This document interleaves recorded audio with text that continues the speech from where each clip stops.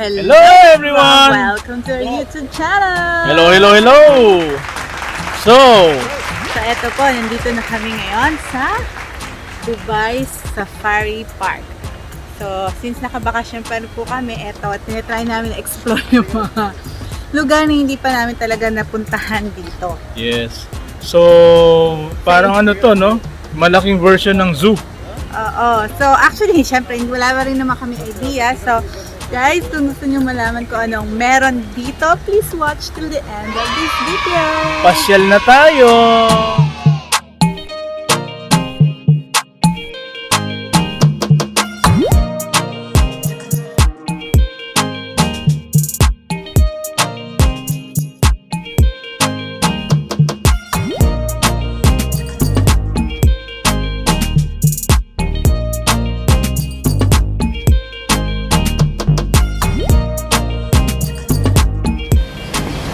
Hello!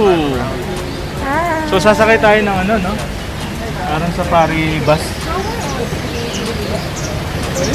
Tingnan lang natin mamaya kung saan tayo, ano makikita natin doon. Mukhang marami.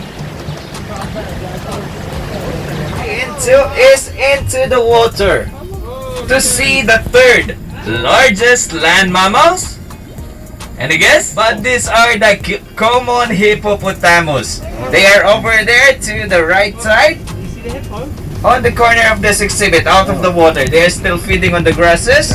So we have 3 of them. 2 are female and 1 is male. The 2 females are sisters. That's why we call them with the names Bullseye and Arrow.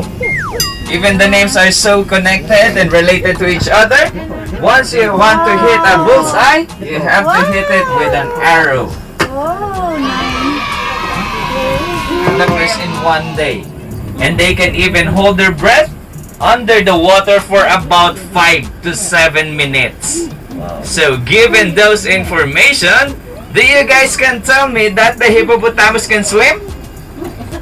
Can they? Yes? Everybody says yes? I'm so sorry guys, they do not swim because of their size and the common hippopotamus. We have another species of the hippo, the pygmy hippo. They are smaller compared to the water or the wading birds, or those birds who has long legs and long bills that enables them to feed and stand on shallow water. Like those birds on top of the woods on the left side, those are the glossy ibis. And behind them, those small antelopes are the impalas. And sometimes in the wetland, we can also see the tallest land mammal in front of our bus. This is the giraffe. Yay! The southern or the South African giraffe. I saw you guys were taking photos and videos of the giraffe. Can we count how many bones or vertebrates does the giraffe have on their neck? Going twice? It's gone. They only have 7 neck bones.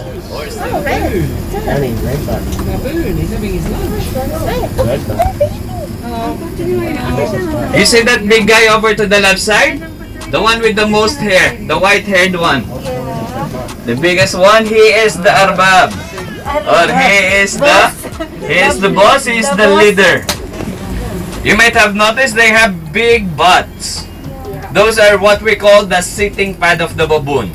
Since the baboons, not like the other monkeys, they usually live on rocky places like this. They do not usually live on the trees. So most of the time they are sitting. And those sitting pads are the main support that they have when they are sitting. From this exhibit forward, we will see different types of animals from different parts of Africa. Those handsome ones over to the further right side, before we get to those animals which are familiar to us, those handsome ones are the greater kudu. They are considered to be the most handsome and the second biggest antelopes. You might see some kudus without the horns. Those are the female kudus. This small one over here to the left and right side with that letter M shape on their butt part, those 3 black lines, is the impala. Do you guys love McDonald's? Yes? Yes! I believe the likes of the lions, the leopards, and the other stronger predators, they also love McDonald's. Because once they see the impalas, they look at them like the living McDonald's. Not only because of that letter M shape, but also they are one of the most favorite and important prey of the likes of the lions. The black and white striped animal over to the left side are the zebra. And the zebra, since they are from Africa, is the national animal of Botswana. Next to the zebras, both to the left and right side, those beautiful oryx with those scimitar-shaped horns and brown neck are the scimitar horned oryx. They were once widespread in the northern parts of Africa, but they went extinct as the humans are hunting them. Now they can only be found in conservatory facilities and zoo. Over to the right side, the big guy next to the tree is the biggest antelope, the eland. So those ones walking beside the fence on the right side with some stripes on their body is the greater kudu. And the bigger ones still on the right side, towards the further right side on the fences, are the elands. Elands are the biggest antelopes and also considered to be the slowest because of their size. But please, don't try to make them run and chase you. They can still run about 40 kilometers per hour.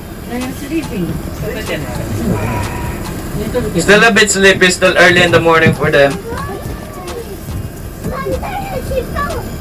And despite of being the kings, I'm not sure if you will agree, but they said the lions are one of the laziest animal. Yeah, it's fine. Do they look like they're lazy? No. Not at all, right? Very active. So this is one of their natural behavior. Not of being lazy, but that is their natural way. They can only sleep for about 18 to 22 hours in one day. That's why sometimes I feel envy of them having that luxurious time of sleeping. And another reason that they are telling the lions are lazy, especially the male lions, is because the lioness or the female lions are the one who hunts for food. And they even give the first bite to the alpha male. They were really king. And those cattle that you will find in Uganda, they call them as Ankole, since they got the name from the Ankole tribe of Rwanda. They are known by Uganda, and they are known because of those big long horns which can grow approximately 2 meters long from tip to tip. They are also known with the name the King's Cattle, as they are one of the most expensive cattle out in Rwanda in Uganda. They even use the Watusi to pay dowry when a male is marrying a female. But looking at those big and long horns, without the head, how do you think? Can we carry those horns? Or will they be too heavy? It's heavy? It is actually very light. It is hollow. It is empty inside.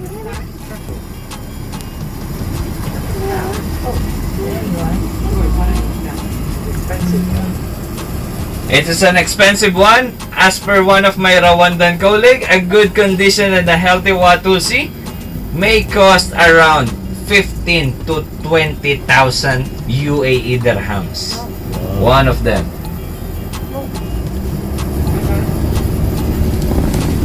So we also do have some birds in this safari journey. If you see the big white birds with black feathers on the edge of its wing, it is the white stork. White storks are mostly famous because of that belief in Europe that once they see a white stork flying around the house or standing on top of the roof, the family who lives in there will soon have a baby. Like that bird on top of that wood, the small white birds with the yellow beaks are the egrets. The egrets are not part of the Dubai Safari Park family. They are just migratory birds who flew in, as they are also getting fed from here. That strong looking one on the right side with the bald red head with a white body with big black wings on his back. Unfortunately, he is also known to be the ugliest bird, the marabou stork. But if you look at him from the backside, you can call him the Undertaker because of that big black wings, which looks like the big black cape of the Undertaker. So we're back into the waters, not to swim. This one is quite a dangerous one, as we will have the second biggest crocodiles in the world. These are the Nile crocodiles. See the crocodile, Johnny? They are still a bit young ones. They are just between the ages of 5 to 7 years old. And the full-grown ones can grow approximately 6 meters long, or almost the same height of the giraffe. They grow that big. Have pointed or V-shaped mouths. The alligators have U-shape or a bit rounded on the tip, and it's wider. And once they close their mouth, the alligators only show the upper teeth, and the crocodiles show both the upper and the lower teeth. The male nilgai, a bit grayish or bluish in color. The big one, the dark one with big scimitar horn shapes, is the national animal of Zimbabwe, the sable antelope. They defend themselves using those big scimitar-shaped horns, and even the likes of the lions, they are so brave to confront them. This deer over to the right side might look like the reindeer, but they are not. This is the sambar deer. It's a close relative of the reindeer. How old are our kids here in the bus? 2.5? These lions are also the same as their ages. They are just between the ages of 2 to 4 years old on this size. Hey, Johnny. They normally live for about 8 to 12 years in the wild, in the natural way. But the oldest recorded age of a tiger as of today is 26 years old in Gudu, India, in captivity.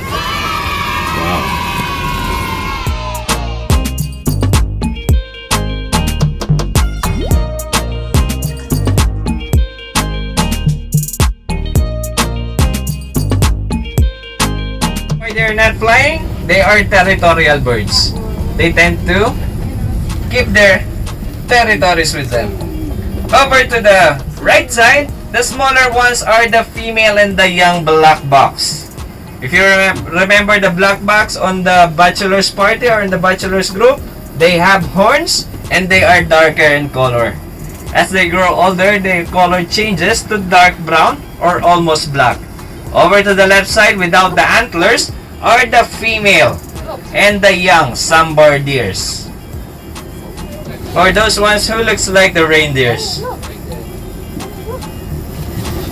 Oh, you're familiar with that spotted animal to the right side? That deer? Bambi. Bambi. Bambi. It is the original and the inspiration of that the deer Bambi. It is called the axis deer or the spotted deer. And like Bambi, they are also very social too. They usually live on herds of about 6 to 30 individuals.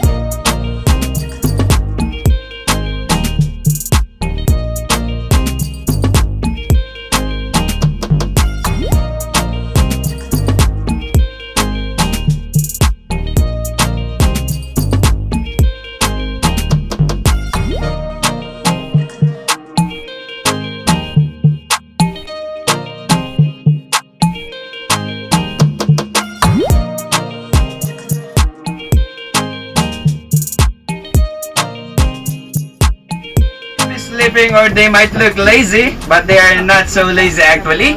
It is just because they also have very sensitive skins. That's why most of the time they are resting under the shades. And that color of the rhino that we see, it's a bit whitish or grayish because of the dried mud. Rhinoceros have very sensitive skins too, but unlike the hippopotamus, instead of going into the water, they wallow in the mud.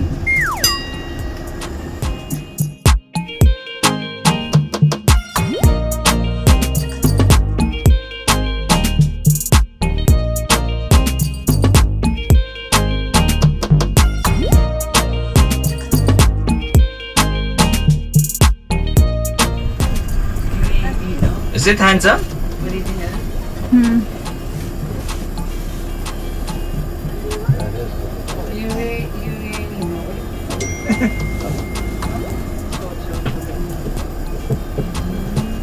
And following us, and the second ones to welcome us in the bachelor's group are this white oryx on the left side with two straight horns.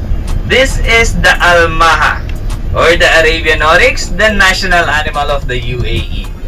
It is also shared by Oman and Qatar as their national animals too.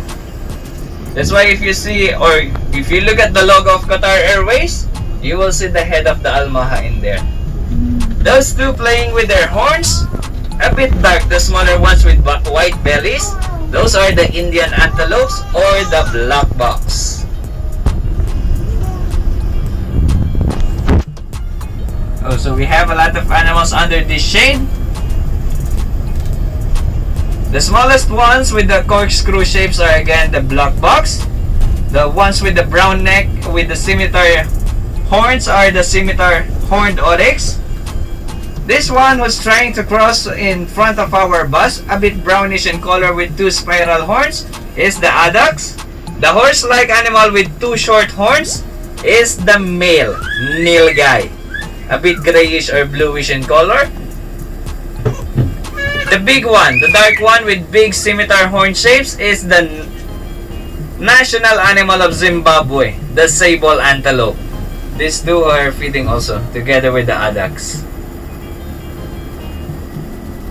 The sable antelopes are also known to be a dangerous prey. They defend themselves using those big scimitar-shaped horns, and even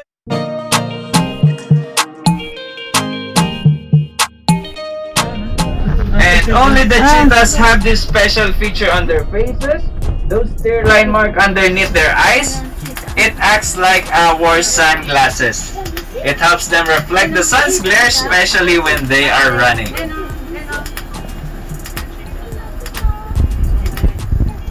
Woo! Grabe! Ang ganda na nakita namin. Ang galing yung guide namin. Pinoy siya! Pinoy, oh. Galing. Tsaka ang dami niyang alam. Knowledgeable siya talaga. Oo. At saka meron siyang mga sinisingit na nakakatuwa, no? Yung mga para hindi introduction dun sa napakagaling niya. para hindi siya boring yung I see Kuya Ace. Kuya Ace, yes. Punta kayo dito, hanapin niyo si Kuya Ace. Magaling na guide. Magaling na guide. Hi guys! Hello! So, ayan. Nakabalik na kami dito sa sakyan. Tama-tama lang yung pagkatapos namin. Halos nag-spend din kami ng kalahating araw doon sa loob. Kaya kasi mainit na ngayon eh. Kasi maaraw na. Tsaka ang dami ng tao. Kala nga namin di mapupuno to. Puno na ngayon tong parking area nila. Ang dami pala kahit na hindi weekend. Oo nga Weekday eh. ngayon, dami ng taong dumarating. Kaya Lalo na pag tanghali na. so yun guys, sana nag-enjoy kayo sa mga nakita nyo, no? Ang dami talaga, kahit ako sobrang na-appreciate ko. Akala ko hindi ako mag-enjoy, pero sobrang natuwa naman ako. Paulit-ulit ko nga sinasabi kay Babsi na ang ganda ng place. And yun nga, nakakatuwa na talagang ma-share namin lahat kung ano yung nakita namin sa inyo rin, na aming mga subscriber. At syempre sa hindi pa po nakakapag-subscribe, please do subscribe po para mapanood nyo rin yung mga iba pa naming vlogs, yung mga previous vlogs at yung mga paparating pa lang na vlogs. Tapos kung nag-enjoy kayo, please give us a thumbs up. And share nyo na rin po sa inyong family and friends. And, Babsi, Yun, so maganda lang yung video namin ngayon. Gusto ko lang sabihin para dun, lalo na sa mga tao na hindi masyadong ano sa mga animals.